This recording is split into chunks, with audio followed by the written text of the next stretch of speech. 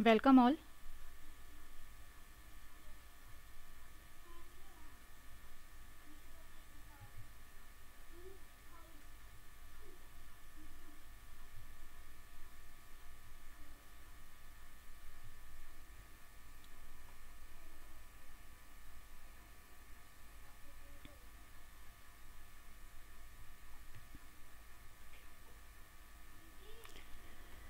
Good evening all of you. Every day की तरह आशा करती हूँ आप सभी जुड़ गए होंगे मेरे साथ। और मैं सोनाली आपके सामने आपकी वीस टीचर आपको 1 घंटे आपके लेने आ गई हूँ जो बहुत इम्पॉर्टेंट हैं फॉर योर एग्ज़ामिनेशन। सो अपने अपने कॉपीज़ पेन डायरीज़ आपने जो भी बना चुके हैं उसको लेकर के प्लीज़ बैठ जाइए और स्टार्ट करिए आज की क्लास। सो जो आते जाएंगे मुझे एक थम्स अप शो करते जाएंगे प्लीज़, जिससे मुझे पता चल जाएगा यस आप ज्वाइन कर चुके हैं। थोड़ी देर वेट कर लेते हैं आप सबका।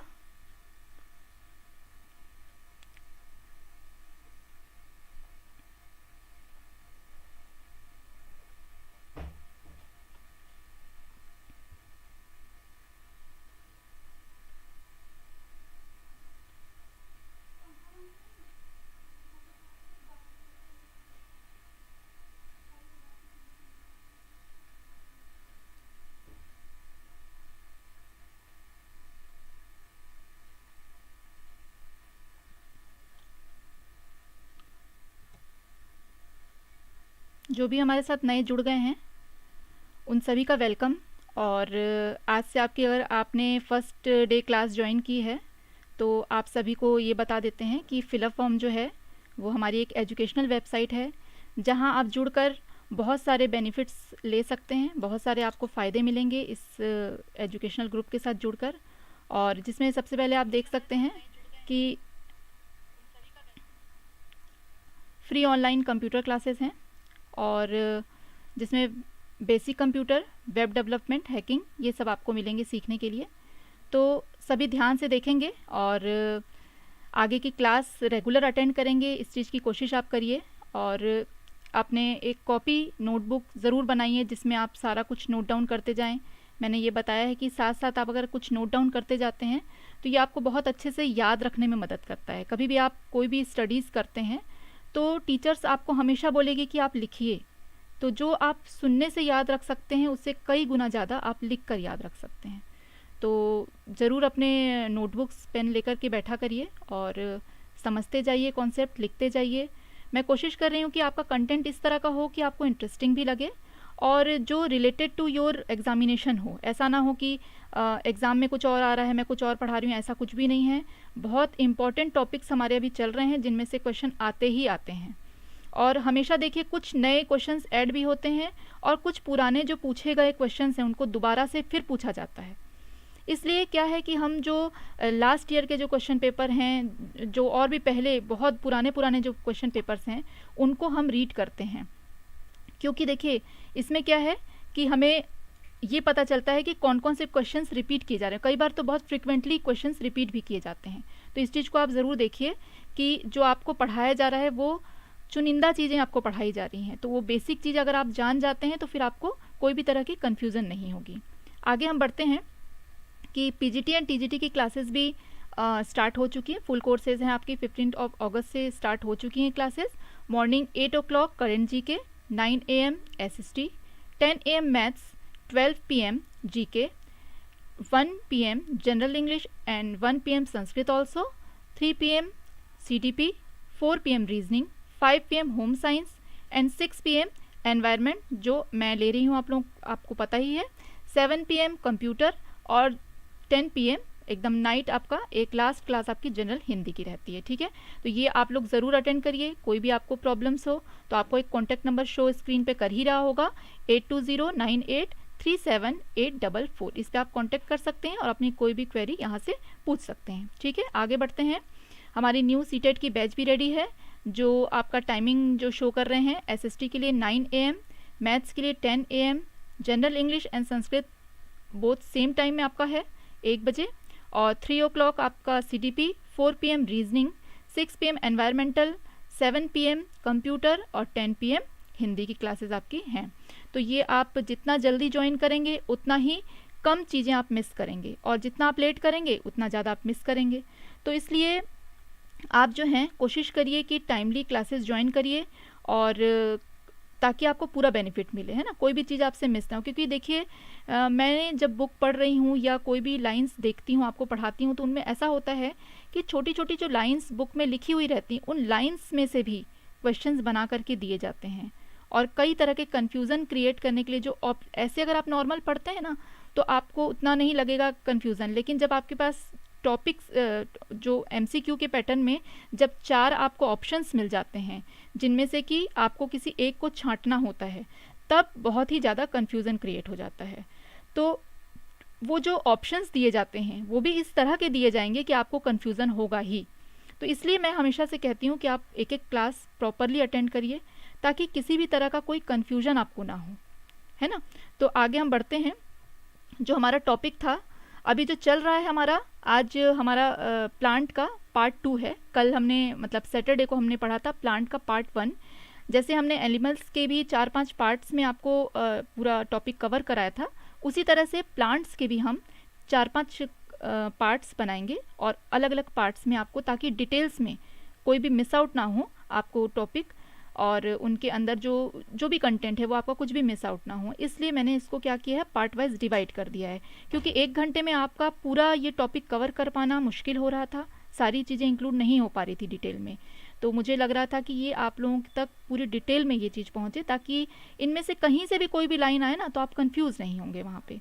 इसलिए मैंने पिक्चर्स भी आपको शो किए, बहुत डिटेलिंग करके आपको बहुत सी चीज़ें बताई हैं।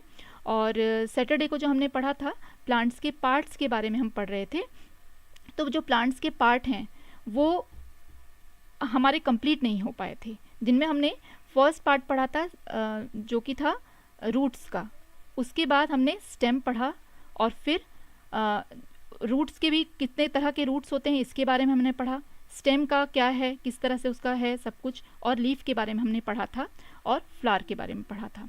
तो इस तरह से 4 पार्ट हमने पढ़ लिए थे पिछली क्लासेस में, जिसमें कि आपको मैंने कोशिश की थी कि हर एक बारीक से बारीक चीज़ को भी आपको बताती रहूं, ताकि आप समझ पाएँ कि हाँ इसमें क्या है क्या नहीं है, और पिक्चर्स के थ्रू आपको डिटेलिंग समझाई थी। तो आज जो है हम प्लांट्स का जो पार्ट होता है फ्रूट्स, उसके बारे में आज हम पढ़ेंगे कि फ्रूट्स जो है ये प्लांट का, ये भी बहुत एक, वैसे तो सारे पार्ट इम्पॉर्टेंट है, मैं आपको हमेशा ही कह रही हूँ कि प्लांट्स के सारे पार्ट इम्पॉर्टेंट होते हैं, और फ्रूट ऐसा पार्ट है जो हमको समझ लीजिए हमारे फूड आइटम के लिए यूज़ होता है, हम खाते हैं, एनिमल्स भी उसको खाते हैं। तो ज़िंदा रहने के लिए एक हमारा क्या है, ये एक फूड आइटम है। और उसके अलावा एक नए पौधे को जब हम बनाना चाहेंगे तो ये फ्रूट के अंदर से ही वो डेवलप होगा, सीड, है ना। तो इस तरह से हमारे अब 2 पार्ट बस बच जाते हैं, एक बचता है फ्रूट जिसको अभी हम पढ़ेंगे, और तो वो हम तो खा रहे हैं, लेकिन कुछ ऐसे प्लांट्स होते हैं, अब जैसे अब आम का ही आप पेड़ ले लीजिए, तो उसकी डालियों को तो आप नहीं खा सकते, उसके आप फल को खाते हैं, उसके पत्तों को नहीं खाते, उसके फल को खाते हैं। तो हर प्लांट का हर एक पार्ट एडिबल हो सकता है, डिपेंड करता है वो उस प्लांट के ऊपर कि कौन से प्लांट का कौन सा पार्ट जो है वो एडिबल है, खाने योग्य है। तो fruit is a sweet flashy and edible part of the plant, it generally contain seed. ये ज़्यादातर इसके अंदर क्या होता है, बीज होते ही हैं। आप कोई भी फ्रूट ले लीजिए, मैंगो ले लीजिए, सबसे पहले हम मैंगो लेते हैं, मैंगो के अंदर एक लंबा सा सीड होता है, उसको अगर आप मिट्टी में लगाते हैं तो उसमें से पौधे निकल आएंगे। उसी तरह से एप्पल आप ले लीजिए, एप्पल में भी सीड होते हैं। तो इस तरह से बहुत सारे ऐसे प्लांट्स होते हैं जिनके जो फ्रूट हैं उनके अंदर सीड्स होते ही हैं। Fruits are usually eaten raw. ज़्यादातर हम जो फ्रूट्स हैं उनको क्या करते हैं, कच्चा ही खाते हैं। उनको ऐसा तो नहीं है कि हर फ्रूट्स को हम पका के खा लें, कुछ फ्रूट्स होते हैं, जैसे अब जैक फ्रूट है, जैक फ्रूट एक्चुअल में होता है कटहल, उसको 2 तरह से यूज़ किया जाता है, वो भी एक स्पेशल है फ्रूट, जो कि है तो फ्रूट लेकिन उसको हम सब्जी बना के भी खाते हैं। तो कुछ ऐसे फ्रूट्स हैं जिनको हम कच्चा भी खाते हैं और पका के भी खाते हैं। अब ये जैसे मैंने जैक फ्रूट की बात की, मतलब कटहल की बात की, तो कटहल जो है एक ऐसा फ्रूट है जो सब्जी बनती है जिसकी, लेकिन उसको फ्रूट में गिना जाता है, तभी उसका नाम है जैक फ्रूट। तो वो फ्रूट की श्रेणी में आता है, और जब वो कच्चा होता है तो उसकी सब्जी बनती है, पका करके अचार बनते हैं। तो इस तरह से इनको पकाया जाता है, कुकिंग की जाती है, देन फिर उसको खाया जाता है, कच्चा आप उसको नहीं खा सकते। लेकिन जब उसको पेड़ पे एज इट इज़ हम छोड़ देंगे और पकने देंगे, जब वो पक जाएगा ना, तो फिर उसको पकाने की ज़रूरत नहीं है, किसी तरह से हमको कुकिंग करने की ज़रूरत नहीं है। हम उसको जब फिर बीज से तोड़ेंगे तो वो पका हुआ जैसे निकलेगा, और उसको आप तब कच्चा ही खा सकते हैं, और वो बहुत ही मीठा होता है। तो ये बहुत ही स्पेशल फ्रूट मुझे तो लगता है, क्योंकि जब हम सब्जी बनाते हैं तो इसका टेस्ट बिल्कुल डिफरेंट होता है, अचार बिल्कुल डिफरेंट होता है, और जब ये हम इसको पका खाते हैं तो वो उसका टेस्ट बहुत ही औसम होता है। तो इस तरह से कई फ्रूट्स ऐसे होते हैं जिनको हम रॉ भी खा सकते हैं, कच्चे खाते हैं, मोस्टली हम कच्चे ही खाते हैं, और कई ऐसे होते हैं जो होते तो फल हैं, उनको हम पका करके भी खाते हैं, जिसका मैंने आपको नाम एक एग्जाम्पल बता दिया। तो ये लिखा भी हुआ है कि although some varieties can be cooked, और बहुत सारी वेराइटी जो है कुक होती है। जैसे अब केला को आप ले लीजिए, केले जो होते हैं, बनानास जो होते हैं, बनानास मोस्टली हम क्या करते हैं, पके हुए जो बनानास होते हैं उनको खाते हैं। जैसे अभी पूजा पाठ का सीज़न है, गणपति का सीज़न है, आगे नवरात्रे आने वाले हैं, तो हम भगवान को वो चढ़ाते हैं, रॉ ही चढ़ाते हैं, पके हुए रहते हैं उनको चढ़ाते हैं। लेकिन कई तरह की वेराइटीज़ बनानास में भी आती है, जिनमें से एक वैरायटी होती है जिसको कि कच्चा भी खाया जाता है और उसकी सब्जी बनती है। और जो साउथ से बिलोंग करते होंगे वो जानते होंगे कि बहुत बनाना का चिप्स बहुत फेमस है, तो वो उसको भी कुक करके ही बनाया जाता है। तो इस तरह से बनानास जो होते हैं उनको भी देखिए आप कुक करके भी खाते हैं। कुछ वेराइटीज़ ऐसी होती हैं जिनको रॉ खाया जाता है और कुछ को कुक करके खाया जाता है। तो जो कुक करके वाले जो रहते हैं, जिनको कि हम पका करके खाते हैं, जो वैरायटी होती है, उनको अगर पेड़ों पे छोड़ दिया जाता है ना पकने के लिए, तो वो बहुत अच्छे टेस्ट उनमें नहीं आते हैं। वो इस तरह की वैरायटी होती है कि उनको कच्चा ही खाने में अच्छा टेस्ट आता है, या तो उसकी सब्जियां वगैरह बनती हैं या फिर उसके चिप्स बनाए जाते हैं। तो मोस्टली ये साउथ इंडिया में चलता है, जहाँ पे नारियल के तेल का यूज़ किया जाता है एडिबल ऑयल के रूप में। जैसे हम मोस्टली नॉर्थ इंडियंस अगर हैं इधर और दूसरे तरफ से भी बिलोंग करते हैं, तो वो ज़्यादातर मस्टर्ड ऑयल मतलब सरसों का तेल, या फिर रिफाइंड ऑयल जैसे कि मूंगफली का तेल या सनफ्लावर ऑयल, ये यूज़ करते हैं। बट साउथ में आप देखेंगे कि मेजर वहाँ पे जो है कोकोनट ऑयल का यूज़ किया जाता है। तो इस तरह से हमने फ्रूट्स के बारे में ये देखा कि उसको कच्चा ज़्यादातर खाया जाता है, पर बहुत सारे फ्रूट्स ऐसे होते हैं जिनको पका करके खाया जाता है। They come in a wide variety of colour, shape and flavours. ये बहुत तरह के कलर्स में हमें मिलते हैं, शेप्स में मिलते हैं, और बहुत तरह का फ्लेवर। अब आप देखिए फ्लेवर की जहाँ बात आती है, तो आपको अगर आँख में पट्टी बांध दी जाए और आपके सामने बहुत सारे फ्रूट्स रख दिए जाएं, तो कई फ्रूट्स तो ऐसे होंगे जिसको आपको खाने की भी ज़रूरत नहीं है, आप उसकी खुशबू से पहचान जाएंगे कि कौन सा फ्रूट्स है ना। और कुछ फ्रूट्स ऐसे हैं जिसको आप टेस्ट करते ही तुरंत समझ जाएंगे कि हाँ भाई ये तो ये वाला फ्रूट है। तो जैसे एक पपाया हो गया, पपाया भी एक तरह का फ्रूट है, वो भी इस तरह का है। मुझे अभी ध्यान आ गया कि पपाया जो है वो भी आप पका हुआ भी खा सकते हैं, और कच्चे फल पपाया का भी सब्जी बनाया जा सकता है। तो ये भी एक ऐसा फ्रूट है जो दोनों तरह से यूज़ होता है, कुक्ड भी और रॉ भी हम खाते हैं। तो इस तरह से जो फ्रूट्स होते हैं इनकी बहुत वेराइटीज़ हैं, इतनी वेराइटीज़ हैं कि आप गिन नहीं सकते, और कई तो हमने अभी तक खाए भी नहीं होंगे। ऐसे ऐसे फ्रूट्स भी होंगे, हम किसी खास एरिया में कभी जाते हैं तो देखते हैं कि वहाँ कोई स्पेशल फ्रूट मिलता है। तो और एरिया वाइज आप देखिएगा कि फ्रूट का थोड़ा टेस्ट भी चेंज होता है, क्योंकि उनकी वैरायटी बदल जाती है। तो फ्रूट में बहुत तरह के वैराइटीज़ मिलती हैं, कलर्स होते हैं, फ्लेवर्स होते हैं, उनके शेप अलग अलग होते हैं।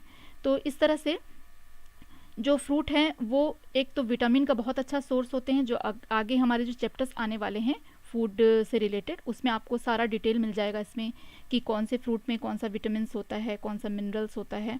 तो ये सारी चीज़ें हम आगे पढ़ेंगे। तो अभी हम जान लेते हैं कि जो फ्रूट्स हैं उसके बारे में हम अभी जान रहे हैं कि फ्रूट्स किस तरह के होते हैं। तो आप पिक्चर्स में देख ही सकते हैं। और सॉरी आज भी मैं कुछ नहीं कर सकती, क्योंकि मुझे आज भी कमेंट शो नहीं कर रहे हैं आप लोगों के। तो हो सकता है आप लोग मैसेजेस कर रहे होंगे, but I am unable to see your comments. मैं नहीं देख पा रही हूँ, आज भी आपके कमेंट्स मुझे शो नहीं कर रहे हैं।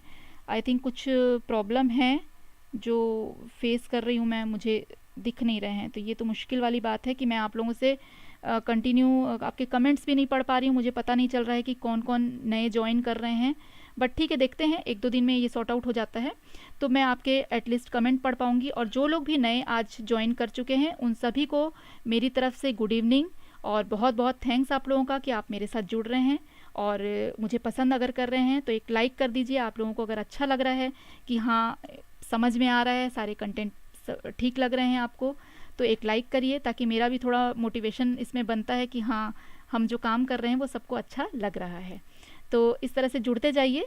सॉरी मैं आप लोगों को देख नहीं पा रही हूँ कि कौन कौन जुड़ रहे हैं, बट इट्स ओके, आप लोग जुड़िए, आप लोगों का मोस्ट वेलकम है। आप अपने और भी फ्रेंड्स एंड रिलेटिव्स को भी बताइए कि वो जो क्लासेस हमारी चल रही हैं उसमें अटेंड करें, रेगुलरली अटेंड करें, ताकि उनको प्रॉपर बेनिफिट मिल सके। ठीक है, तो आगे बढ़ते हैं। देखिए वेजिटेबल्स जो हैं, अभी तक हमने फ्रूट्स पढ़ा, तो कई फ्रूट्स हमने देखे कि उसको एज अ वेजिटेबल भी हम यूज़ कर रहे हैं, मतलब उसको कुकिंग कर ले रहे हैं, है ना। तो अब जैसे आप टोमेटो को ही ले लीजिए, टोमेटो हमने दोनों तरह से यूज़ करते हैं, हम सैलेड में भी खा लेते हैं और उसको हम कुकिंग करके भी खाते हैं। तो इस तरह से टोमेटो का हम देखते हैं कि दो तरह से यूज़ हम करते हैं। गाजर आपका हो गया, गाजर भी आप दो तरह से करते हैं, गाजर को आप सैलेड में खाते हैं। इस तरह से बहुत सारे ऐसे हैं जिनको वेजिटेबल्स को भी हम दोनों तरह से खाते हैं। ये भी जो पेड़ या पौधे हैं उनका फल ही है, जो कि कैटेगराइज हो गया है वेजिटेबल्स में, क्योंकि हम इसकी क्या बना लेते हैं, सब्जियां बना लेते हैं। कुछ को हम रॉ खा पाते हैं और कुछ को हम नहीं खा पाते हैं रॉ। तो वो जैसे मैंने आपको बताया कि पत्ता गोभी जो हो गई, उसको कई बार हम क्या करते हैं, ऊपर से ऐसे बारीक बारीक काट के छिड़क के भी खाते हैं। तो कई बार हम उसको पूरा पूरा तो रॉ नहीं खा सकते, थोड़ा सा छिड़क के उसको भी रॉ खाते हैं, तो पत्ता गोभी भी हम रॉ खा सकते हैं। कई बार पालक जो होते हैं उनको भी हम कच्चा रखते हैं, सैलेड में मिक्स करके खाते हैं। और गाजर मैंने जैसा आपको बताया, मूली आपकी हो गई, तो ये सारे हैं। लेकिन जैसे अब ब्रिंजल है, बैंगन है, बैंगन को आप कच्चा नहीं खा सकते। फिर आपकी फूल गोभी है, वो आप कच्चा नहीं खा सकते। आप आलू को कच्चा नहीं खा सकते। तो कई ऐसे सब्जियां और भी हैं, जैसे आपकी पंपकिन है, वो भी आप कच्चा नहीं खा सकते। तो इनका अब क्या है कि इनको कुकिंग करके खाया जाता है। उसके बाद आप देखेंगे कि जो लौकी है उसका जूस लोग पीते हैं, तो वो भी एक तरह से हम रॉ ले रहे हैं और उसको पका करके भी खा रहे हैं। तो ये वेजिटेबल के जो कैटेगराइजेशन में आ जाता है। ये भी पेड़ का क्या है, फल ही तो है, बट ये हम सब्जियां बना के खाते हैं, तो उसको हम क्या कैटेगराइज कर दिए, हमने वेजिटेबल बना दिया है उसको। तो vegetable are part of plant that are consumed by human और अदर एनिमल्स। हम ह्यूमंस उसको खाते हैं, अदर एनिमल्स भी उसको खाते हैं। The original meaning is still commonly used and applied to plant collectively to refer to edible plant matter. ये एक तरह से एडिबल प्लांट मैटर है, मतलब प्लांट का वो हिस्सा है जिसको हम हमारे लिए वो एडिबल है, हम उसको खा सकते हैं, खाने योग्य है। हमारे एडिबल मीन्स खाने योग्य, जो हम उसको खा सकते हैं। जैसे कि हम फूलों को खा लेते हैं, कई फूल ऐसे होते हैं जिनको हम खाते हैं, पका करके खाते हैं। फलों को खाते हैं, पत्तियों को खाते हैं, कई की डालियों को खाते हैं। तो इस तरह से ऐसे बहुत सारे इसमें कैटेगरीज हो जाती हैं जिसको कि हम खाते हैं। तो प्लांट्स का जो है कई ऐसे प्लांट्स हैं जिसके सारे पार्ट्स एडिबल होते हैं। जैसे मैं आपको बताऊं कि जो आप बनाना का एग्जांपल आपको देते हैं, जो बनाना का ट्री होता है वो इतना ज़्यादा यूज़फुल है कि उसका शायद कोई भी पार्ट बेकार नहीं जाता है। क्योंकि देखिए, जब एक बनाना का जो पेड़ है उसको लगाया जाता है, तो उसको बीच का एक स्टेम होता है, तना होता है मोटा सा, उसके बाद पत्तियां लगती हैं, देन उसके फूल लगते हैं, वो फूल को भी खाया जाता है। फिर जब उसमें कच्चे रहते हैं फल, कच्चे फलों को भी खाया जाता है। मैंने आपको बताया कि कच्चे केले की सब्जी बनती है, पक जाता है तो भी उसको खाया जाता है।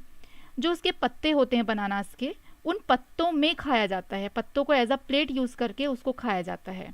और आपको ये बता दूं कि जब उस पर हम खाना खाते हैं, ये एक्स्ट्रा मैं आपको थोड़ा सा बता रही हूँ, जब उसमें हम खाना खाते हैं तो उसमें कुछ ऐसे मतलब पौष्टिक चीज़ें होती हैं जो हमारे खाने के साथ, उस पत्ते के थ्रू हमारे खाने के साथ हमारे शरीर में आती हैं और हमको फ़ायदा देती हैं। तो पुराने समय में आपने कई बार देखा होगा कि पत्तों पे खाना दिया जाता था। तो ये भी एक साइंटिफिक रीज़न है जिसको लोगों ने आजकल क्या कर दिया है, भुला दिया है। तो ऐसे हम बहुत सारी चीज़ें भूलते जा रहे हैं और अपनी जो संस्कृति है उसको खोते भी जा रहे हैं। तो यही है कि हम अगर सोचें कि हम इस चीज़ को वापस फिर लाएं, तो वो हम ही कर सकते हैं। अगर हम समझ सकते हैं उस चीज़ों को, उस चीज़ को जान सकते हैं, तो हम कोशिश कर सकते हैं कि वो फ़ायदा हमें फिर से मिल सके। तो देखिए, ये जो पेड़ है इसका सारा भाग यूज़ हो जाता है। इवन जो उसका तना है, तना में बिल्कुल बीच का भी एक पोर्शन होता है, उसको भी निकाल करके लोग सब्जियां वगैरह बनाते हैं। ये उड़ीसा, वेस्ट बंगाल, असम, वहाँ पे इनकी बीच के जो पोर्शन निकलता है, तने का स्टेम के बीच का जो पोर्शन निकलता है, ऊपर का कवरिंग निकाल के उसको भी इवन सब्जी बना करके यूज़ किया जाता है। तो इस तरह से आप देखेंगे कि कोई कोई प्लांट्स इस तरह के होते हैं या ट्रीज़ इस तरह के होते हैं कि उनके सारे पार्ट्स एडिबल होते हैं। अब आप एक मैंगो ट्री का ले लीजिए, उसके सारे पार्ट एडिबल तो नहीं होते हैं बट यूज़फुल होते हैं। किस तरह से यूज़फुल होते हैं कि देखिए, फ्रूट तो आपको मिल ही रहा है उससे, जो आप खाते हैं। कच्चा अगर है तो उसके कच्चे आम के अचार, पना, ये सब चीज़ें बनती हैं। और पक जाता है तो एज अ फ्रूट तो बहुत सारी चीज़ें उससे बनती हैं। हम फ्रूट ऐसे भी खाते हैं, रॉ भी खाते हैं। उसके जो पत्ते होते हैं, उसके पत्तों को पूजा के लिए यूज़ किया जाता है, तोरण वगैरह बनाए जाते हैं, डेकोरेशन के लिए यूज़ किया जाता है। इवन जब उसके फूल लगते हैं, जो मंजर आते हैं, उसके बौर आते हैं, उनको भी पूजा में चढ़ाया जाता है। और जो उसकी डालियाँ होती हैं, पतली पतली जो डालियाँ झड़ के अपने आप गिर जाती हैं कई बार, तो उन डालियों को भी लोग इकट्ठा करते हैं हवन के लिए। आपने देखा होगा अपने घरों पे कि पूजा होती है और लोग हवन करते हैं, तो उन लकड़ियों का यूज़ करते हैं हवन के लिए। मोस्टली जो मैंगो का जो छोटे छोटे जो ट्विक्स होते हैं, डालियाँ जो होती हैं, ब्रांचेस होते हैं, उनको यूज़ किया जाता है। उसको बहुत शुभ माना जाता है। और जो उसका मोटा हिस्सा बच जाता है वो फर्नीचर बनाने के काम आता है। तो आप देख सकते हैं कि एक जो है तो एक ही ट्री, मैंगो ट्री, लेकिन उसमें कितने सारे आप फ़ायदे देख सकते हैं। उसमें कितनी चीज़ें ऐसी होती हैं जो यूज़फुल हैं और हम अपने काम में लेते भी रहते हैं। तो अगर हम देखें एक प्लांट को, तो प्लांट में ऐसे कितनी सारी चीज़ें हैं जो हम अपने डेली यूज़ में लेते हैं। हमको पता भी नहीं चलता कि हम डेली यूज़ में वो सारी चीज़ें यूज़ करें जो प्लांट से आ रहे हैं। डेली हम पेंसिल यूज़ करते हैं, पेपर यूज़ करते हैं। तो अगर आप कभी सोचने बैठें तो आप बिना प्लांट के अपने आप को कल्पना नहीं कर सकते, क्योंकि जिस चेयर या टेबल को हम यूज़ कर रहे हैं वो भी प्लांट की ही देन है। जिस पेंसिल से हम लिख रहे हैं, जिस पेपर पे हम लिख रहे हैं, वो भी एक प्लांट की देन है। फर्नीचर, हमारे घर के सारे लकड़ी के दरवाजे, खिड़कियाँ, तो इस तरह से ऐसी ऐसी चीज़ें हम यूज़ करते हैं जो कि प्लांट से बनी होती हैं। तो ये हमने देखा कि कलेक्टिवली जो है ये जो प्लांट का जो है, मतलब हम अगर इसका सार देखते हैं तो ये प्लांट जो है इसका हर एक पार्ट यूज़फुल है हमारे लिए। फ्लावर हो गया, फ्रूट, स्टेम, लीव, रूट, जो भी देखेंगे, इवन सीड्स, बीज की भी हम आगे बात करते हैं तो वो देखिए कितना यूज़फुल है। तो आगे बढ़ते हैं। देखिए, ये स्पाइसेस हैं और इधर कुछ नट्स वगैरह भी आपको शो हो रहे होंगे। स्टार्ट करते हैं कि जो मस्टर्ड है, कोरिएंडर सीड है, cumin, cloves, fenugreek, cinnamon, black cardamom मतलब बड़ी इलायची, और ग्रीन कार्डेमम मतलब छोटी इलायची, फेंग्रिक मतलब होते हैं मेथी के दाने, और सिनेमन्स होते हैं आपके जो दालचीनी होती है वो, और क्लोव्स हो गए आपका लौंग, कोरिएंडर आपका धनिए के जो दाने होते हैं वो, कोरिएंडर सीड्स, और क्यूमिन आपका जीरा, ब्लैक क्यूमिन भी आता है, जो ब्लैक कलर के जीरे होते हैं वो, जिनको मंगरेला भी कहा जाता है। और mustard, there are 2 types of mustard, black and yellow, तो 2 तरह के होते हैं। इसमें ब्लैक आपको शो हो रहा होगा स्क्रीन पे, तो दैट इज़ ब्लैक मस्टर्ड, जो बहुत ज़्यादा यूज़ होता है आपका, ऐसे एडिबल है ये। इसका ऑयल भी आप जानते हैं कि यूज़ कर ही रहे हैं, सभी लोग करते ही हैं यूज़। और फिर और भी चीज़ें हैं, देखिए कि आपका अनियन दिख रहा है, फिर आपका जिंजर, गार्लिक, चिली, टर्मरिक मतलब हल्दी, और तेज पत्ता है, फिर पीज़ हैं आपके, पिस्ता हैं, बादाम हैं, काजू मतलब नट्स वाले आइटम सारे आ गए इसमें। फिर आपके हैं जायफल है, और नीचे भी बहुत सारी ऐसी चीज़ें आपको दिख रही होंगी, क्लोव्स है, काली मिर्च है। तो इस तरह के अगर हम चीज़ देखते जाएं तो इतनी सारी चीज़ें हम डेली में यूज़ कर रहे हैं जो कि प्लांट की देन है, प्लांट से किसी न किसी रूप में मिल रहा है। तो ये किसी प्लांट के बीज हैं, किसी प्लांट के ये फूल हैं, किसी के फल हैं, किसी के स्टेम हम खा रहे हैं। जैसे हल्दी की गांठें हो गई, तो ये स्टेम है जो कि फूड, मैंने बताया था कि फूड जमा करके रखती हैं, कुछ जो स्टेम्स होती हैं वो फूड जमा करके रखती हैं अपने पास स्टोर करके। तो ये हल्दी की गांठें वही स्टेम होती हैं जो फूड को जमा करके रखती हैं। फिर हल्दी के बगल में आप देख सकते हैं तेज पत्ता है, जो कि पेड़ के पत्ते हैं। तो इस तरह से हम देख सकते हैं कि ऐसी बहुत सारी चीज़ें हम एवरीडे अपने लाइफ में यूज़ करते बिना सोचे कि यार ये किस पौधे से आई है, कहाँ से आई है। जो मेथी के दाने आपको दिखाई दे रहे हैं, ये मेथी के दाने भी हम यूज़ करते हैं, और मेथी की जो भाजियाँ आती हैं, जो साग होते हैं, पत्ते होते हैं उनके, उनको भी हम खाते हैं। उसी तरह से जो मस्टर्ड है, मस्टर्ड का तो इतना यूज़ हो जाता है कि आप इसको खाते भी हैं सब्जियों में डाल करके, और इसका तेल भी निकलता है। और उसके बाद क्या है कि वो तेल हम खाने के साथ साथ अपने बॉडी में भी बच्चों को लगाते हैं। छोटे बच्चे होते हैं उनको सरसों का तेल लगाया भी जाता है बॉडी में, वो वैसे भी फ़ायदा करता है।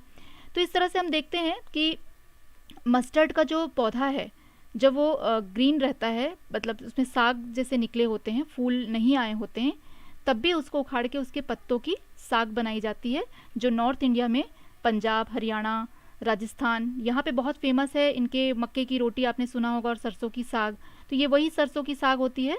सरसों के जब नए नए पौधे निकलते हैं, कोमल कोमल उसकी पत्तियाँ आती हैं, तो उनको साग के रूप में वहाँ पे बहुत खाया जाता है। बहुत पौष्टिक होता है, बहुत हेल्दी होता है ये। तो इस तरह से हम देखते हैं कि उसके पत्ते भी यूज़ हो गए, फूल भी यूज़ हो गए, और जो फल लग गए वो तो यूज़ होते ही होते हैं। कोरिएंडर सीड, आपका धनिया, धनिया आप ले लीजिए, ये बीज के रूप में भी हम इसको यूज़ करते हैं, इसका पाउडर बना के भी डालते हैं। जब ये पौधे हरे भरे रहते हैं तो हम धनिए की चटनी बना के खाते हैं। तो ये अगर हम देखने जाएंगे तो ऐसी कितनी चीज़ें हैं जिनका मतलब ये डुअल तरह से यूज़ होता है, मतलब इसके बहुत सारे यूज़ हैं। एक पौधा है लेकिन उस पौधे को हम अलग अलग तरह से, कई तरह से यूज़ कर रहे हैं। अब चिली को ही आप ले लीजिए, ग्रीन चिली भी हम यूज़ करते हैं, और अगर वो चिली रेड हो जाए तो भी कोई प्रॉब्लम नहीं है, रेड चिली भी हम यूज़ करते हैं, पाउडर बना के भी यूज़ करते हैं। तो इस तरह से जैसे अदरक हो गई, अदरक को भी हम देखिए, जब नॉर्मल अदरक रहती है तो नॉर्मली हम उसको सब्जियों में, चाय वगैरह में डाल के उसको खाते हैं, लेकिन उस अदरक को अगर सुखा लिया जाता है तो वो सौंठ बन जाती है। नॉर्मल जिंजर जो हो गई वो हो गई, और सौंठ मतलब ड्राई जिंजर, तो वो एक तरह से वो भी औषधि का काम करती है, बहुत फ़ायदा करती है। छोटे बच्चों को भी खिलाया जाता है, बुज़ुर्गों को भी दिया जाता है। तो इस तरह से इनके बहुत सारे मेडिसिनल जो क्वालिटीज़ हैं इन सब में होती हैं। मसालों में तो होती ही होती है, मोस्टली सभी मसाले जो हैं वो मेडिसिनल क्वालिटी से भरे हुए होते हैं। तो यहाँ हमने देखा कि हमको मतलब पूरा मेला लगा हुआ है इतने सारे चीज़ों का जो हमको प्लांट से मिलते हैं। आगे हम बढ़ते हैं। सीड्स के लिए हम अब पढ़ेंगे कि सीड्स क्या होते हैं। What are called seed, seed किसे कहते हैं, बीज किसे कहते हैं। तो बीजों के बारे में हम पढ़ेंगे कि seeds refer to the fertilised. ये देखिए क्या करते हैं, बीज जो होते हैं ये एक ऐसा पार्ट होते हैं जो फर्टिलाइज्ड होंगे। कहाँ? जब हमें इन्हें प्रॉपर मिट्टी में लगाएंगे, सनलाइट देंगे और इनको वाटरिंग करेंगे, तो आपका एक नया पौधा तैयार हो जाएगा। तो समझ लीजिए हर एक बीज एक पौधे का क्या है, आधार है। हर पौधे की एक नई शुरुआत कहाँ से होती है? बीज से ही होती है। बीज ही वो एक ऐसा जगह है जहाँ से एक पौधे का बनना शुरू होता है। तो ये बहुत इम्पॉर्टेंट है। अगर मैं सोचूं कि अरे मैंने तो सारे पौधे उखाड़ लिए और मैं सब्जी बना ली किसी भी चीज़ का, सब्जी पौधे का, अब वो उस पौधे के मैंने बीज नहीं रखे तो वो क्या होगा, वो पौधा जो है वो ख़त्म हो जाएगा एक टाइम के बाद। लेकिन अगर उसके मैंने बीज बचा के रख लिए हैं और उन बीजों को मैंने कहीं रोप दिया है तो क्या होगा कि उन बीजों से और नए पौधे डेवलप होंगे। तो ये सीड जो हैं, बीज जो होते हैं, ये क्या करते हैं? फर्टिलाइजेशन का काम करते हैं। मतलब ये एक ऐसा प्रोसेस होता है जिससे कि एक पौधे का नया जीवन शुरू होता है। तो हम आगे देखेंगे कि अब थोड़ा सा इसको और डिटेल में पढ़ लेते हैं हम कि जो बीज होता है उसके अंदर क्या होता है, एक एम्ब्रियो उसके अंदर भी होता है, छोटा सा एक प्लांट होता है, एम्ब्रियोनिक प्लांट होता है। वो क्या करता है? प्रोटेक्ट करके रखता है। देखिए हर बीज के ऊपर एक कवरिंग होती है, उसके अंदर वो बीज होता है, तो वो प्रोटेक्ट करके रखता है बीज को। वो जो कोट होती है, ऊपर की जो एक लेयरिंग होती है, वो उस बीज को क्या करके रखती है? प्रोटेक्ट करके रखती है, उसको बचा के रखती है। ऐसे ही हम उसको कहीं रख देंगे तो ख़राब नहीं होगी जल्दी से, जब तक कि हम उसको मतलब गीला ना कर दें या उसको फंगस ना लग जाए। लेकिन अगर हम उसको अच्छे से किसी डब्बे में बंद करके रख देते हैं तो वो ख़राब नहीं होगा, बिल्कुल सुरक्षित रहेगा, क्योंकि उसकी कोटिंग बहुत अच्छी रहती है। हर बीज में देखिएगा एक कोटिंग होती है जिसके अंदर क्या होता है? एम्ब्रियो होता है, एक भ्रूण होता है, छोटा सा एक बेबी होता है, जो कि फिर क्या होता है? प्लांट के रूप में हमें दिखाई पड़ता है। तो ये क्या है कि जो बीज होते हैं इनका कई तरह से आजकल ट्रीटमेंट भी किया गया है। जैसे कि आजकल हमने सुना होगा एक वर्ड कि हाइब्रिड सीड्स आ गए हैं। देखिए पहले क्या होता था कि जो बीज लगाए जाते थे उनमें उतने फास्ट ग्रो नहीं होते थे पौधे, पर आजकल क्या कर दिया गया है? बहुत सारा केमिकल प्रोसेस उसमें कर दिया गया है। जिसके कारण कोई पौधा लगाते हैं तो बहुत जल्दी बढ़ता है, उसमें बहुत ज़्यादा फूल या बहुत ज़्यादा फल आने लगे हैं। तो ये हमने क्या कर दिया, उसमें बहुत सारा चेंजेस उसमें कर दिया है, केमिकल चेंजेस उसमें किया है, बहुत सारा उसमें शोध किया गया है, एग्जामिन किया गया है और उसमें ये सारे चेंजेस किए गए हैं, जिससे कि क्या होता है आजकल उपज भी बहुत ज़्यादा होने लगी है इस चीज़ के कारण। लेकिन क्या होता है कि क्वालिटी, जब आप कोई चीज़ की क्वांटिटी को बढ़ाते हैं तो उसकी क्वालिटी में कहीं ना कहीं फ़र्क आ जाता है। तो पहले के जो चीज़, अब बोलते हैं ना कि अरे पहले तो इस चीज़ का टेस्ट इतना अच्छा आता था, इन सब्जियों का, फलों का टेस्ट बहुत अच्छा था, लेकिन अब वो टेस्ट नहीं है। तो कहीं ना कहीं देखिए, जब आप क्वांटिटी किसी चीज़ की बढ़ाते हैं तो आपको क्वालिटी में कॉम्प्रोमाइज़ करना ही पड़ता है। तो इसीलिए पहले ज़माने के जो लोग हुआ करते थे, बोलते हैं ना कि हमने तो खाया था तो वो इस तरह का होता था उसका टेस्ट, और वो बॉडी में इस तरह से हमें फ़ायदा करता था। तो आजकल के टाइम में बहुत सारी चीज़ें हाइब्रिड हो गई हैं जो उस हद तक फ़ायदा अब नहीं देती हैं हमको, जैसे पहले पहले हमें दिया करती थी। आगे हम देखेंगे, मैंने आप लोगों को बताया था कि pollination is the important part of germination. किस तरह से एक जो फूल है उसके अंदर फल का निर्माण कैसे होगा। तो ये पॉलिनेशन के लिए मैंने आपको बताया था कि मैं आपको आगे बताऊंगी कि किस तरह से पॉलिनेशन होता है। तो पार्ट्स ऑफ प्लांट मैंने आप लोगों को कल पढ़ा दिया था, जिसमें पार्ट्स ऑफ फ्लावर मैंने आप लोगों को कल पढ़ा दिया था सैटरडे को, जिसमें कि फ्लावर के आपको सारे पार्ट्स बता दिए थे कि कौन कौन से पार्ट होते हैं, जिससे कि आप उस चीज़ को अच्छे से याद रख पाएँ। और फिर आज मैं आप लोगों को पॉलिनेशन के बारे में बता रही हूँ कि पॉलिनेशन क्या होता है। What is pollination in simple sentence. बिल्कुल सिंपल मैंने रखा है। आप एक पहले पिक्चर को ध्यान से देखिए, जो ऊपर रेड फ्लावर्स आपको 2 दिखाई दे रहे हैं। तो देखिए क्या होता है कि जब हम कोई गार्डन में बहुत सारे पौधे लगाते हैं तो उसमें कई तरह के फ्लावर्स हमें दिखाई देते हैं। तो जो फ्लावर्स होते हैं उनमें आप देखेंगे कि नेचुरली या तो मधुमक्खियाँ आती हैं उनमें, या बटरफ्लाइज आते हैं, भौरे आते हैं, तरह तरह के इंसेक्ट, छोटे छोटे इंसेक्ट्स भी आते हैं और आके उन पे बैठते हैं, उनका रस पीते हैं। तो ये जो मधुमक्खियाँ जो होती हैं या तितलियाँ जो हैं, ये इनको कहा जाता है पॉलिनेटर्स, क्योंकि ये पॉलिनेशन का काम इन्हीं से होता है। ये अगर ना हो तो फूल अपनी जगह से हिल करके एक दूसरे से मिल नहीं सकते, फूल जहाँ हैं वहीं रहेंगे। लेकिन इनके जो पोलेंस हैं, उनको, जो इनके पुंकेसर हैं, इनको लेकर के कहाँ पहुँचाने का काम, स्टिग्मा में पहुँचाने का जो काम होता है, ये पॉलिनेटर्स करते हैं। उनका मेन काम यही होता है कि वो जो पोलेंस होते हैं उनको ले जा करके स्टिग्मा में मतलब रखते हैं, जिसके कारण क्या होता है कि जो जर्मिनेशन का प्रोसेस है वो शुरू होता है, फर्टिलाइजेशन का प्रोसेस शुरू होता है, मतलब निषेचन का जो काम होता है, हिंदी में मैं कह रही हूँ कि वो शुरू होता है। किस तरह से होता है कि देखिए, आप जो है पॉलिनेशन में एक ट्रांसफ़र होता है पोलेंस जो है दूसरे फूल तक। आप देख ही रहे होंगे कि एरो बना हुआ है और जो फर्स्ट फ्लावर है यहाँ से वो बी उड़ करके दूसरे फ्लावर में जा रही है, और इसके जो पैर होते हैं, छोटे छोटे पैर होते हैं इनके, और कई बार पंख में भी लग जाते हैं। जब ये फूल पे बैठ के इसका रस पीते हैं तो इनके जो पोलेंस ग्रेन्स होते हैं, छोटे छोटे बारीक बारीक येलो येलो होंगे, देखिएगा फ्लावर कभी देखिएगा, खासकर आप जो हिबिस्कस का जो फूल होता है ना उसको आप देखिएगा, बहुत क्लियर कट आपको दिखाई देगा, उसके येलो ऊपर में एक लंबी सी निकली होती है और पाइप सी जैसी, और उसमें पोलेंस लगे हुए रहते हैं येलो कलर के। तो वो जो येलो कलर के पोलेंस हैं, जैसे ये रस पीने के लिए बैठती हैं, बटरफ्लाइज या कोई मधुमक्खी आके, हनी बी आकर के बैठती है और रस पीती है, फिर क्या होता है, पॉलिनेशन का जो काम है वो शुरू होने लगता है। उनके पैरों में वो पोलेंस चिपक जाते हैं, और जब वो उठ करके, वो एक ही फूल पे तो बैठी नहीं रहेगी, वो उड़ के दूसरे फूलों पे भी जाती है। तो वो उठ के दूसरे फूलों पे जब जाती है तो इसके जो पैरों में चिपके हुए पोलेंस ग्रेन्स होते हैं वो जाके स्टिग्मा में लग जाते हैं, और यहाँ से फिर क्या होता है, इसका जो फर्टिलाइजेशन का काम है वो शुरू होता है। एक बार मैं पढ़ देती हूँ उसको, तब आप और अच्छे से समझ पाएंगे कि image result for pollination meaning pollination is the transfer of pollen. मतलब ये क्या होता है, पोलेन का ट्रांसफर होता है, जो पुंकेसर जो रहते हैं, छोटे छोटे जो दाने रहते हैं, ग्रेन्स उसके होते हैं, उसका ट्रांसफर होता है।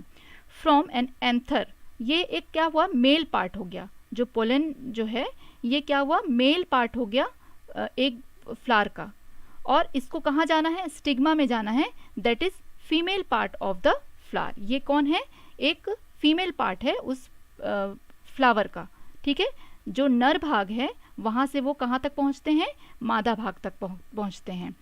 तो ये जो ट्रांसफ़र होता है यहाँ तक क्या होता है कि अब फर्टिलाइजेशन का प्रोसेस शुरू होता है और प्रोडक्शन होने लगता है किस चीज़ का, सीड का। एक धीरे धीरे बीजों का निर्माण होने लगता है। तो यह किसी भी एनिमल से हो सकता है जो बहुत छोटा हो, तो एनिमल भी एक रीज़न होता है। और कई बार क्या होता है, बहुत हवाएं चलती हैं ना, तब भी वो छोटे छोटे ग्रेन्स जैसे रहते हैं, तो वो उड़ करके भी पौधे से एक फूल से दूसरे फूल तक पहुंच जाते हैं। तो ये दो तरह का ही रास्ता होता है जिससे कि पोलेंस जो है वो ट्रांसफ़र हो जाते हैं स्टिग्मा में और फिर प्रोसेसिंग शुरू हो जाती है फर्टिलाइजेशन की। तो इसके देखिए हो सकता है कि क्वेश्चन में ये भी पूछा जा सकता है कि पोलिनेशन का दो कौन कौन सा रीज़न हो सकता है, किस किस कारण से पोलिनेशन है जो हो सकता है। तो एनिमल के थ्रू भी हो सकता है और विंड के थ्रू भी हो सकता है। तो ये ऑप्शंस में कई बार होता है कि 3-4 और भी कंफ्यूजिंग ऑप्शंस भी दे दें उसमें। तो इस तरह से हम ये दो याद रखेंगे कि एनिमल के थ्रू भी होता है और हवा मतलब विंड के थ्रू भी होता है। तो यहाँ तक आप सभी को क्लियर हो चुका होगा। और मुश्किल ये हो गई है कि मैं आप लोगों से किसी भी तरह का क्वेश्चन भी नहीं कर पा रही हूँ क्योंकि मुझे आप लोगों के कमेंट शो ही नहीं कर रहे हैं। तो दिक्कत हो रही है थोड़ा कमेंट मुझे करने में, किसी का भी पढ़ने में मतलब दिखाई ही नहीं दे रहा है मुझे कमेंट। ये 2-3 दिनों से एक्चुअली मुझे प्रॉब्लम हो रही है, बट ठीक है, हम आगे बढ़ते हैं।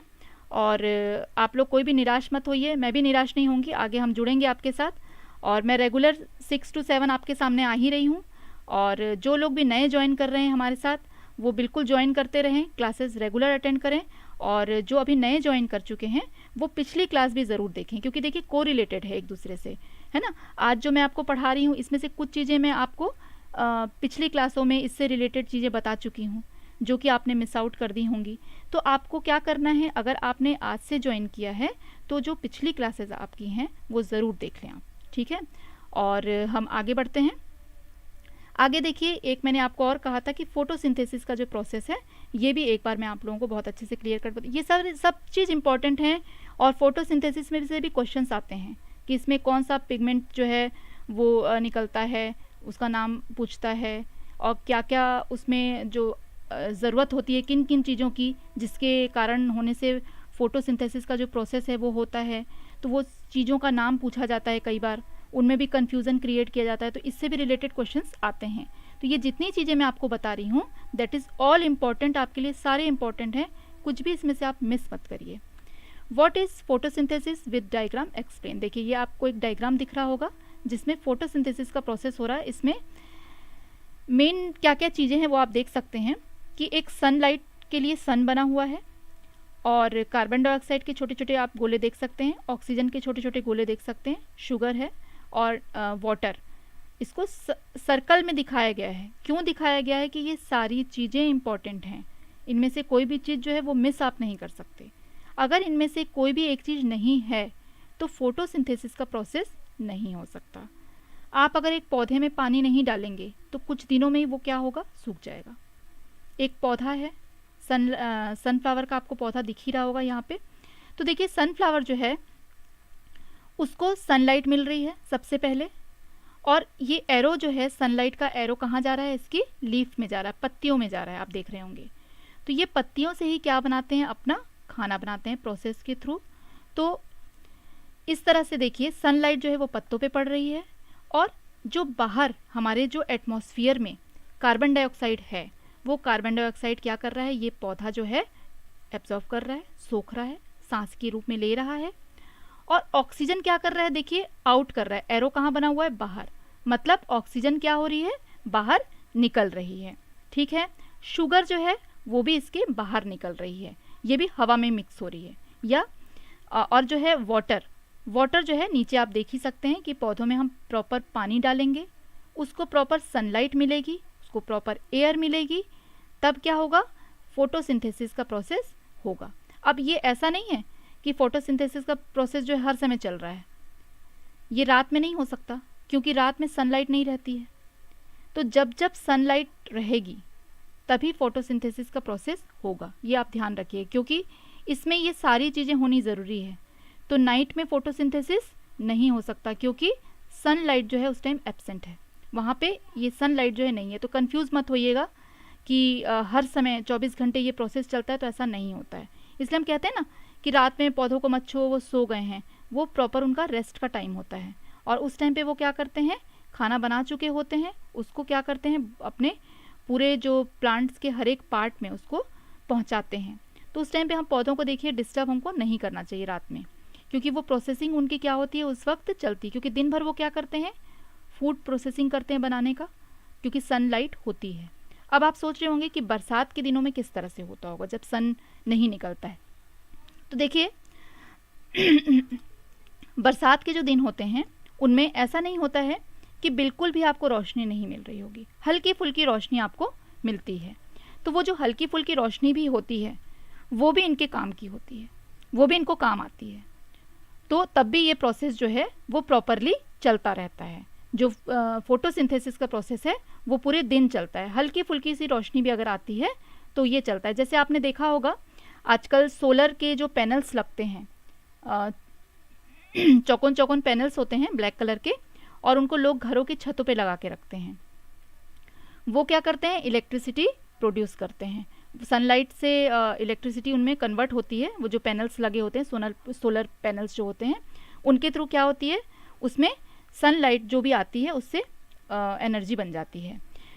तो ये प्रोसेस तब भी चलता है जब बारिश के दिनों में बादल लगे हुए होते हैं, हल्की फुल्की रोशनी भी अगर आ रही है तो ये प्रोसेस होता है। तो उसी तरह से पौधों में भी ये प्रोसेस, जब हल्की फुल्की धूप भी रहती है या बादल लगे हुए रहते हैं, प्रॉपर कवर है, पूरा बादल लगा हुआ है, तब भी ये प्रोसेस होता है, क्योंकि हल्की फुल्की जो भी उनको सन से गर्मी मिल रही है, थोड़ी सी भी जो लाइट आ रही है, उससे ये प्रोसेस चलता रहता है। तो आप देखेंगे कि इसमें कौन कौन सी चीज़ मोस्टली हमें ज़रूरत होती है।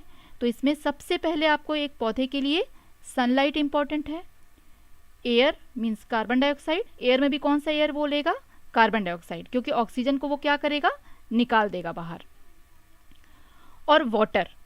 तो ये सारी चीज़ें जो होती हैं, 3 चीज़ें मेन हैं इसमें, सनलाइट, कार्बन डाइऑक्साइड, वाटर। ये तीनों में से अगर कोई भी एक एब्सेंट है तो आपका फोटोसिंथेसिस का प्रोसेस जो है वो नहीं हो सकता है। यहाँ तक आप सभी को क्लियर हो गया, एक बार पढ़ लेते हैं। Photosynthesis is the process of preparing food in the presence of sunlight and chlorophyll. अब देखिए इसमें आ गया क्या, क्लोरोफिल। तो अब जब ये सारी चीज़ें आ जाती हैं और पत्तों में समाती जाती हैं, घुसती जाती हैं, तो एक नए तरह का एक पिगमेंट बनता है जिसका नाम होता है क्लोरोफिल। और ये क्लोरोफिल के बारे में भी पूछा जाता है कि कौन सा पिगमेंट बनता है। तो ये याद रखिएगा कि फोटोसिंथेसिस के प्रोसेस में क्लोरोफिल नाम का पिगमेंट बनता है, जिसके कारण पत्तियों का रंग ग्रीन होता है। ये भी याद रखिए, ये भी क्वेश्चन पूछा जा चुका है कि जो पत्तियों का कलर ग्रीन क्यों होता है, कौन से पिगमेंट के कारण होता है। तो ये आप ज़रूर याद रखिएगा कि उसका नाम है क्लोरोफिल। ठीक है, तो sunlight, carbon dioxide and water, इन तीनों में से अगर कोई भी एब्सेंट रहता है, फोटोसिंथेसिस का प्रोसेस नहीं हो सकता। प्रोसेस में क्लोरोफिल नाम का एक पिगमेंट बनता है, जिसके कारण जो लीव्स होती हैं वो ग्रीन कलर की होती हैं। In this process the plant use water from soil. पानी वो कहाँ से खींचता है, ज़मीन से। मैंने आपको पहले ही बताया था कि पानी को हम कहाँ डालते हैं, हमेशा जड़ों में डालते हैं, जड़ों से ही उसको मिलता है। और कार्बन डाइऑक्साइड फ्रॉम एयर, जो हवा है, हवा से वो क्या लेता है, सिर्फ कार्बन डाइऑक्साइड को ले लेता है। जैसे हम सांस लेते हैं तो हम सांस में क्या करते हैं, ऑक्सीजन लेते हैं और कार्बन डाइऑक्साइड को बाहर निकालते हैं। प्लांट्स इसका ऑपोजिट करते हैं, वो कार्बन डाइऑक्साइड लेते हैं और ऑक्सीजन बाहर निकालते हैं। It occurs in green plants, ये क्या बना देते हैं, ग्रीन प्लांट जो है उनमें ही ये चीज़ें होती हैं। ठीक है, certain algae, blue green algae and bacteria, कई सारे ऐसे एल्गीज होते हैं। एल्गी मतलब होते हैं काई, जो काई लग जाती है ना ज़मीन पर बारिश के मौसम में, वो भी देखिएगा ग्रीन कलर की होती है काई। तो उनमें भी ये प्रोसेस होता है। उनकी भी पत्तियां बहुत बारीक होती हैं, हमको ऐसे पत्तियों जैसे नहीं शो होंगे। जब हम उनको माइक्रोस्कोप में देखते हैं तो वो बारीक बारीक पत्तियां होती हैं, बहुत छोटी छोटी। तो उन पत्तियों को जब हम देखेंगे तो उनमें भी कलर कैसा होता है, उनका ग्रीन होता है। क्यों, क्योंकि उसमें भी पिगमेंट कौन सा होता है, क्लोरोफिल, क्योंकि वो भी कौन सा प्रोसेस करती हैं, फोटोसिंथेसिस का प्रोसेस करती हैं। ठीक है, तो यहाँ तक आप लोग को क्लियर हो चुका होगा। अब आगे बढ़ते हैं। देखिए ये इसमें से हर एक पॉइंट को आप ध्यान दीजिएगा, ऑल पॉइंट्स आर इम्पॉर्टेंट, कोई भी आप छोड़िए मत, कुछ मिस करने वाली चीज़ें है ही नहीं इसमें, क्योंकि इसमें वो सारी चीज़ें मैंने ऐड कर दी हैं जो भी चीज़ें हमको प्लांट से मिलती हैं। तो प्लांट से हमको जो जो चीज़ें हम उसको खाते हैं, हम उसको अगर पहनते हैं, हम उसको किसी भी तरह से अपने एज अ फर्नीचर यूज़ कर रहे हैं, रिटर्न वर्क के लिए यूज़ कर रहे हैं, कोई भी काम के लिए, वो सारी चीज़ें मैंने कोशिश की हैं कि इसमें इंक्लूड कर लूँ। तो सबसे पहली चीज़ है ऑक्सीजन, क्योंकि उसके बिना हम जिंदा नहीं रह सकते। ये एक ऐसा मतलब क्या है, अमूल्य चीज़ है हमारे लिए कि हम इसके बिना अपने जीवन की कल्पना नहीं कर सकते। तो oxygen, the main thing we get from plant is oxygen which help to survive, we can not live without oxygen. हम ऑक्सीजन के बिना तो रह नहीं सकते, ये हमारे जीवन का क्या है, मूल आधार है। तो ऑक्सीजन फर्स्ट हो गया। सेकंड है wood, we often make use of wood. अब वुड के बारे में मैंने आपको बता ही दिया था कि हम चेयर टेबल जो भी यूज़ कर रहे हैं, हमारे घर के सारे फर्नीचर इवन दरवाजे भी किसके होते हैं, लकड़ी के बने होते हैं। तो लकड़ियों से हम क्या है कि क्या नहीं बना रहे हैं, बहुत सी चीज़ें बन रही हैं। फिर है फ्रूट्स, फ्रूट्स के बारे में हमने पढ़ा ही था कि the edible item we get from plant, ये एक एडिबल आइटम होता है जो हमें प्लांट से मिलता है। और फ्रूट के थ्रू हमको बहुत सारे विटामिन और क्या मिलते हैं, मिनरल्स मिलते हैं। वेजिटेबल हमको मिलते हैं, अभी हमने जस्ट पढ़ा है कि जो फ्रूट्स होते हैं, वेजिटेबल्स होते हैं, ये सब हम क्या करते हैं, अपने खाने में यूज़ लेते हैं। It helps to build our endurance and immunity strong. तो वेजिटेबल्स और फ्रूट्स क्या करते हैं, हमारे इम्यूनिटी सिस्टम को बिल्टअप करते हैं, बढ़ाते हैं। हमारा जो प्रतिरोधक क्षमता होती है, हमारी बीमारियों से लड़ने की जो हमारी ताकत होती है, उसको ये क्या कर देते हैं, बढ़ा देते हैं। फिर है नेक्टर, नेक्टर मतलब होता है फूलों का रस। तो वो जो रस है उसको मधुमक्खियाँ चूसती हैं और बटरफ्लाइज हैं वो चूसते हैं। मैंने बीज के बारे में आप लोग को एनिमल वाले जो टॉपिक है उसमें बताया था कि किस तरह से पूरा प्रोसेसिंग होता है, किस तरह से शहद बनता है। तो वही मैं कह रही थी कि जो भी नए मेंबर्स हमारे साथ जुड़ रहे हैं वो पिछली वीडियोस ज़रूर देखेंगे ताकि उनको ये सारी चीज़ें क्लियर होती रहेंगी। ये सारी कुछ मैंने इंक्लूड करी हुई है उनमें। तो नेक्टर जो है, बीज सक नेक्टर, सक मतलब चूसना। बीज जो होती हैं, मधुमक्खियाँ जो हैं वो रस जो है उसका फूल का वो चूसती हैं। And then honey is form which the we consume, वो जो हम कंज्यूम करते हैं, हम जो यूज़ करते हैं, सेवन करते हैं जिसका, वो हनी कहलाती है। तो ये जो फूलों का रस है वो पीती हैं, उससे हमें मिलता है। अब आगे हम देखेंगे कि आपको कुछ पिक्चर्स शो हो रहे हैं जिनमें पेपर्स हैं, कलरफुल पेपर हैं, और कुछ लग रहा है कि मेडिसिन है और परफ्यूम है। तो ये जो चीज़ें हैं ये भी हमको कहाँ से मिलती हैं, प्लांट से ही मिलती हैं। तो जितने तरह के भी हम पेपर यूज़ करते हैं सब प्लांट से ही हैं। इवन पेंसिल भी हमारा प्लांट से ही बन रहा है, लकड़ियों से।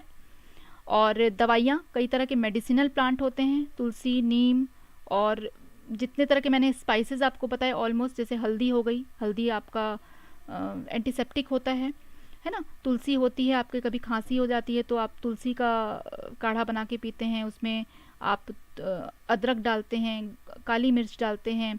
तो इस तरह से जो मसाले होते हैं वो तो ऑलमोस्ट सारे मेडिसिनल ही होते हैं जो हम खा रहे हैं। तो ये दवाइयाँ भी इनसे बनती हैं। परफ्यूम तो एक बार हम पढ़ लेते हैं कि हेल्प इन रेनफॉल, बारिश में भी हमारी मददगार है। अगर पेड़ पौधे ना हो तो बारिश भी बंद हो जाएगी, कहीं कुछ नहीं होगा, बारिश, सूखा पड़ जाएगा। मैन्योर मतलब कई तरह के खाद भी बन जाते हैं, क्योंकि पत्ते सूख के गिरते हैं, कई सारे हम भूसे जमा कर देते हैं, तो वो सारा क्या बनता है, मैन्योर बनता है, खाद बनता है। प्रोवाइड शेल्टर फॉर एनिमल, ये एनिमल्स का शेल्टर होता है। बड़े बड़े पेड़ पौधे जो हम जानते हैं, हमने एनिमल वाले चैप्टर में सारा कुछ पढ़ा हुआ। देखिए पिछले जो चैप्टर्स हैं उनसे किस तरह से ये रिलेट कर रहा है, आप खुद ही देख रहे हैं कि जो एनिमल्स और बर्ड्स हैं उनके शेल्टर के रूप में भी हमने पेड़ों को देखा था। फ्यूल पर्पसेस मतलब कई जगह अभी भी गांव ऐसे हैं, कई सारे पिछड़े जगह ऐसे हैं जहाँ पे प्रॉपर अभी भी सबके पास गैस चूल्हा या इलेक्ट्रिसिटी का प्रोविज़न नहीं है। तो वहाँ पे वो क्या करते हैं, आज भी लकड़ियों को जला करके, जो सूखी लकड़ियाँ होती हैं उनको जला करके उसको फ्यूल के एज अ फ्यूल यूज़ करते हैं। तो फ्यूल के रूप में वो यूज़ हो जाता है। फाइबर, फाइबर मैंने आपको बताया था कि पेड़ों से कई तरह के फाइबर भी बनते हैं। जैसे कि फाइबर आपको मैं बता दूं, जूट, जूट फाइबर जो होता है वो एक तरह का जूट का प्लांट होता है जो पानी के अंदर उगता है, और उसको फिर निकाल करके उसका प्रोसेसिंग किया जाता है फैक्ट्री में, और उससे जूट का जो रेशा है वो बनता है। फिर नारियल की रस्सी होती है, आपने देखा होगा, जो बहुत जगह बांधने के काम आती है। पहले पहले जो पैर पोंछने के भी काम में लिया जाता था नारियल की रस्सी का। तो ये नारियल के जो ऊपर के जो कवरिंग होती है, जो मोटी सी रहती है, जिसको हम निकालते हैं छील छील के, उससे ये नारियल की रस्सियाँ बनाई जाती हैं। तो कई तरह के आप देखेंगे तो फाइबर भी तैयार होते हैं। उसके बाद है रिसर्चेस के भी काम आते हैं। बहुत तरह के रिसर्च होते हैं जो कि हम पेड़ पौधों के थ्रू करते रहते हैं। नए नए तरह के रिसर्च होते रहते हैं जिसमें पेड़ पौधे बिना पॉसिबिलिटी ही नहीं है कोई भी रिसर्च करने की।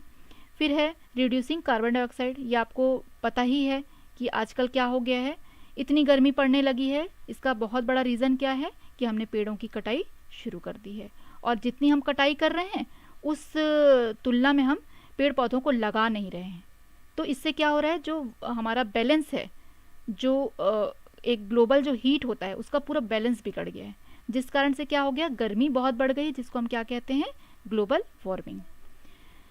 स्पाइसेस मैंने आपको बता ही दिया था। रबर भी बनता है इसी से। रबर को एक रबर प्लांट होता है, उसके बारे में शॉर्ट में बता देती हूँ कि रबर प्लांट होता है, और उसमें क्या करते हैं कि बड़ा पेड़ हो जाता है धीरे धीरे। जब उसको काफ़ी दिनों तक लगाया जाता है तो वो बड़ा हो जाता है। उसके जो तने होते हैं, ट्रंक जो होता है, उसमें छेद कर दिया जाता है और उसमें बाल्टी सी लगा दी जाती है, जिससे क्या होता है, उसका दूध निकलता है और निकल के उसमें कलेक्ट हो जाता है उस बाल्टी में। फिर उसको प्रोसेसिंग किया जाता है फैक्ट्रीज़ में और फिर रबर बनाया जाता है। तो रबर की बहुत सारी चीज़ें हम यूज़ करते हैं एवरीडे। तो बच्चे यूज़ करते ही हैं, रबर को मिटाने के काम में लाते ही हैं। और परफ्यूम, बहुत तरह के परफ्यूम बनते हैं, रोज़ से बन रहे हैं आपके, और भी बहुत सारे, जैस्मीन हो गए, रजनीगंधा हो गए, ऐसे बहुत सारे फ्लावर्स हैं जिनसे कि परफ्यूम भी बनाया जाता है। तो ये तो हो गए जो हमारे यूज़फुल थिंग्स हैं वो। अब नीचे आप एक पिक्चर देख रहे होंगे कि how to reduce global warming. देखिए, हमने ये तो जान लिया कि हमें क्या क्या चीज़ें मिल रही हैं, लेकिन क्या हमने कभी सोचा है कि हमें उन चीज़ों को संरक्षित कैसे रखना है, उन चीज़ों को बचा के कैसे रखना है। ये जो इतना ग्लोबल वार्मिंग हो रहा है सब कहते हैं, तो इसके लिए हमको क्या करना चाहिए। देखिए, हम जब हॉट वाटर यूज़ करते हैं तो बहुत ज़्यादा कार्बन डाइऑक्साइड रिलीज़ होता है उसमें से, तो उसका यूज़ भी आप कम से कम करें। उसके बाद जो हम स्विचेस ऑन करके, देखिए एक आदमी खड़ा है, वो स्विच कुछ ऑन करके रख रहा है, तो अभी क्या कर रहा है, जैसे स्विच हम यूज़ करते हैं उसके बाद उसको क्या कर देना है, हमको ऑफ़ कर देना है। ताकि इससे क्या मतलब निकल रहा है कि हमारा जैसे लाइट हमने जला के रखी है, बहुत सारी लाइट्स हम जला के रखते हैं घर में, कई बार हम उस रूम में है नहीं लेकिन उस रूम की लाइट जल रही है। वो लाइट से क्या होता है, हीट प्रोड्यूस होता है, जिससे कि कार्बन डाइऑक्साइड जो है वो बढ़ जाता है। तो इसलिए हमको क्या करना है, इतना ज़्यादा लाइट यूज़ नहीं करना है। तो उसको हम कोशिश करेंगे, एनर्जी भी हमारी बचेगी और जो हीट बढ़ रहा है वो कम हो जाएगा। फिर जो चेंज है बल्ब वगैरह का, जो कई तरह के बल्ब्स पहले चला करते थे उनको चेंज करना चाहिए। अभी एलईडी बल्ब्स आ गए हैं, इनमें क्या होता है, हीट जो है काफ़ी कम हो गया है। तो मतलब ऐसी चीज़ें हमको करनी चाहिए जिससे कि जो हीट है वो कम हो। जैसे एसी हो गया, एसी बहुत ज़्यादा कार्बन डाइऑक्साइड रिलीज़ करता है। कूलर से कोई प्रॉब्लम नहीं है लेकिन एसी से है। तो एसी भी कई लोग, आजकल मोस्टली सब घरों में एसी हो गई है, एसी चलाते ही हैं सब, लेकिन आपको ये नहीं पता होगा कि वो कितना ज़्यादा कार्बन डाइऑक्साइड छोड़ता है।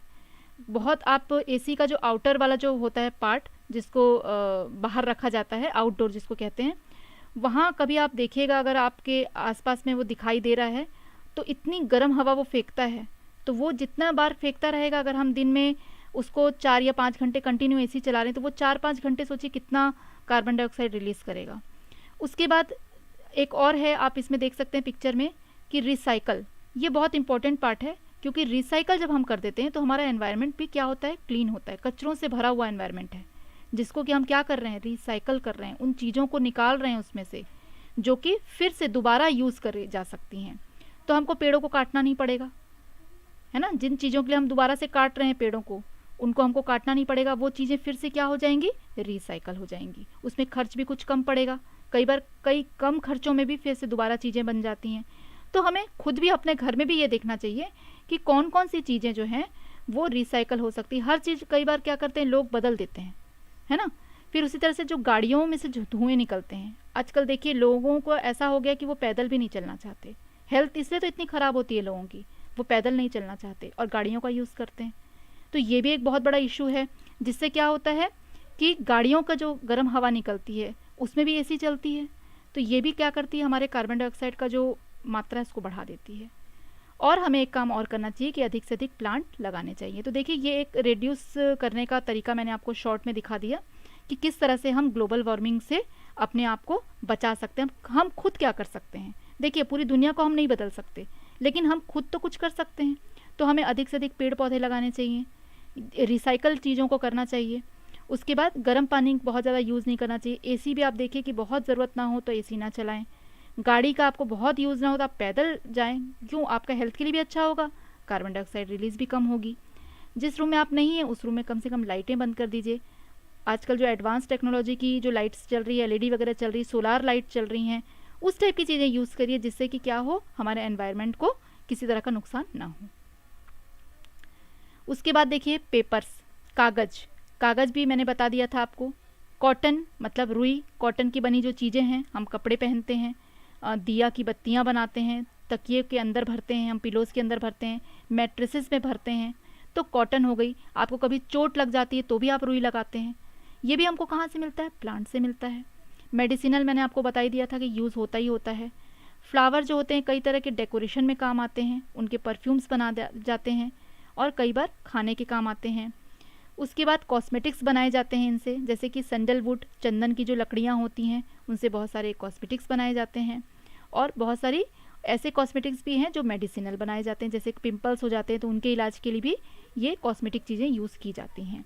These are the most important use of plant, there are more. तो ऐसी बहुत सारी चीज़ें और भी हैं जो हो सकता है आपके दिमाग में भी चल रही हो, बट कमेंट्स शेयर नहीं हो सक रहे हैं मेरे पास, तो मैं पूछ भी नहीं पा रही हूँ और आप शेयर भी नहीं कर रहे होंगे तो मुझे दिख नहीं रहा है। तो सॉरी फॉर दैट कि मैं आप लोगों के कमेंट्स भी नहीं पढ़ पा रही हूँ, बट इट्स ओके। आप लोग रेगुलर क्लासेस अटेंड करिए। जो भी नए लोग और जुड़ रहे हैं वो और लोगों को भी जोड़िए ताकि सबकी पढ़ाई अच्छे से हो पाए। और आगे जो आप लोग को नोट्स भी कुछ दिनों में मिल जाएंगे, वो भी आप लोग अपने खुद के तो बनाते ही रहिए, और बाकी आप लोगों को थोड़े और अच्छे डिटेल्स में आपको मैं नोट्स प्रोवाइड कराऊंगी, ठीक है, जिसमें आपको और भी अच्छी चीज़ें मिल जाएंगी। कुछ मिस हो गए होंगे क्लासेस में तो वो सारे भी मैं उसमें ऐड कर रही हूँ। और टीजीटी पीजीटी की जो क्लासेस हैं ये तो स्टार्ट हो चुकी हैं, आपको पता ही है, 15 अगस्त से शुरू हो चुकी हैं, फुल कोर्स है।